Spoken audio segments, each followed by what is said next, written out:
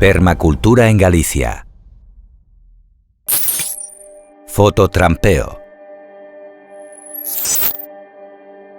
Además de una actividad saludable, el fototrampeo puede ser una herramienta muy útil para conocer y aprender sobre las especies salvajes en un lugar determinado. En adelante, publicaremos periódicamente imágenes de animales silvestres de nuestros montes y bosques obtenidas mediante la utilización de cámaras de fototrampeo.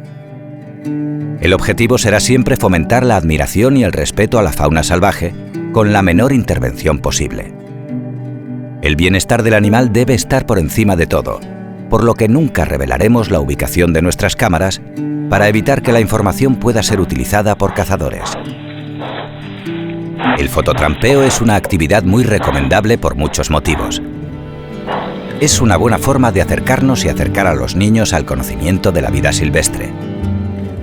Nos ayuda a familiarizarnos con la dinámica de los procesos naturales y la diversidad de los seres vivos.